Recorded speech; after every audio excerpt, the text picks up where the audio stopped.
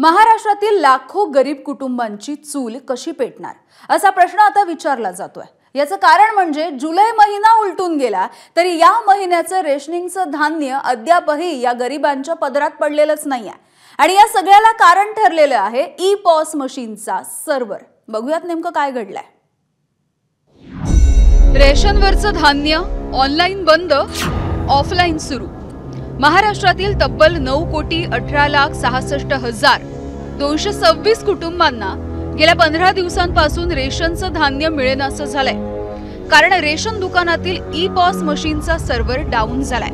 त्यामुळे धान्य मिळेल या आशेनं लोक रेशन दुकानांवरती येऊन रांगा तर लावतायत, पण तासनतास वाट बघून रिकाम्या हाताने निघून जातायत। भंडारा जिल्ह्यातल्या 2,500 रेशन दुकानांवरती सध्या हीच परिस्थिती गेल्या 15 दिवसांपासून दिसतेय।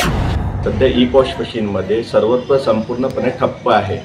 काही वेळेसाठी सर्व्हर चालू होते, पण 1-2 लाभार्थी फक्त त्यांच्या अंगठा होऊन बाकी मशीन बंद पडून जाते। त्यानंतर मशीन चालू होत नाही व लाभार्थी या दुकानदाराला पण शिवागाळ करत असतात। 15 दिवसापासून वाटप ठप्प आहे। तर तिकडे उपराजधानी असलेल्या नागपूर जिल्ह्यामधल्या रेशन कार्ड धारकही धान्याच्या प्रतीक्षेत आहेत। महाराष्ट्रात कोट्यवधी रेशन कार्ड धारकांना रेशन वितरणाची ऑनलाईन प्रणाली आहे, मात्र गेले काही दिवस त्या ऑनलाईन प्रणालीमध्ये काही तांत्रिक अडचणी येत आहे आणि गेले काही दिवस या ई-पॉस मशीन सर्व्हर ठप्प झाल्यामुळे पूर्णपणे बंद पडलेला आहे आणि त्यामुळे राज्यभरातील रेशन दुकानातून अशा पद्धतीने धान्याचा जो वितरण जो आहे ती प्रणाली पण पूर्णपणे ठप्प झालेली होती। कालच राज्य सरकारने या संदर्भात एक धोरणात्मक निर्णय घेतलेला आहे आणि ऑफलाईन पद्धतीने आता धान्य वितरण करण्यात येईल असं सांगितलं जात आहे। नाशिक जिल्ह्यातील रेशन दुकानांमध्ये सुद्धा वेगळी परिस्थिती नाहीये।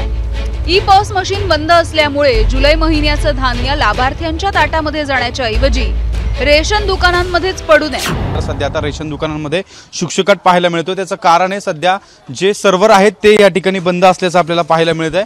त्यामुळे आता जे रेशन घ्यायला जे नागरिक येत आहेत त्यांची मोठ्या प्रमाणात या ठिकाणी निराशा होते।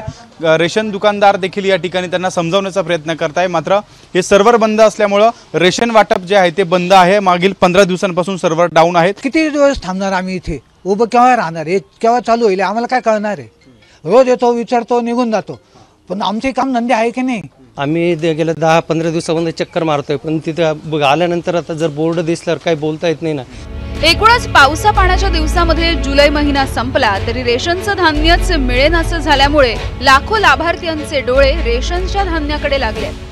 ई-पॉस मशीनचा सर्व्हर डाऊन असल्यामुळे आता सरकारने रेशनच्या धान्याचं ऑफलाईन वितरण करायचे आदेश दिलेत। त्यामुळे त्याची तातडीने अंमलबजावणी करावी अशी मागणी लाखो लाभार्थी करतात। ब्युरो रिपोर्ट, एबीपी माझा। एबीपी माझा, उघडा डोळे बघा नीट।